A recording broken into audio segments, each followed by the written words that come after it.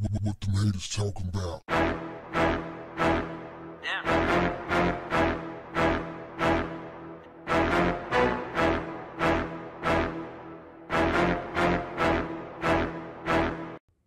What's up, family? The son of Lisa Presley and the grandson of Elvis Presley, Benjamin Keel, was found dead, authorities say an apparent victim of a self-inflicted gun wound. Dead at 27 years old at his home in Calabasas, California. Now, why am I talking about Elvis Presley's grandson? Well, let me get this out of the way. I don't care much about Elvis Presley at all. However, Lisa Presley seemed like a nice person, seemed like an all right person. After all, she was married to Michael Jackson, and Mike is my dude. You dig? Now, the grandson who died of a self-inflicted gunshot wound, apparent self-inflicted gunshot wound. It caught my attention because once again, we have a celebrity, a person who appears to have it all. Got the money, the nice home, the cars. Dude was living in Calabasas, okay? Now, it didn't say who owned the house, but it doesn't matter. They're heirs to the granddaddy's fortune, to Elvis's fortune. So mama papered up. So she loved her son like crazy. Her son, and she had 3 other kids, 3 daughters, 2 twins. I said 2 twins, but she had twins and another daughter. So she loved, she doted over those kids. You know, all the report that you see where she's talking about them, anytime she's in a video, she's all over them. So love the kids like crazy. So you wonder, like, with all of that love, what went wrong? You know, with all of that money, access, power, with all those options, what went wrong? And they're not saying right now exactly what drove him to the edge, like what made him actually like jump off the cliff. All they know is that he's dead. Well, all they're sharing is that he's a victim of a self-inflicted gunshot wound. We see this often. People with seem like they got the whole world in the palm of their hands, and they kill themselves.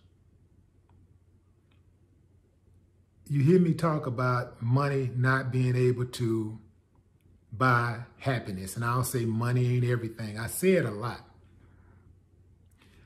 I'm speaking from experience because when I had the most money in my younger days, I was the most like conflicted, you know? I wasn't at peace with myself. You know, I was fighting a lot of demons because I couldn't really like put things in perspective, you know, what was going on with this newfound success and how people, especially the people that was in my life prior to the success, got brand new.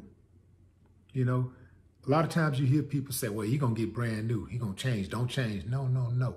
Oftentimes, when you come into money, you come into newfound success, it is the people around you who changes first.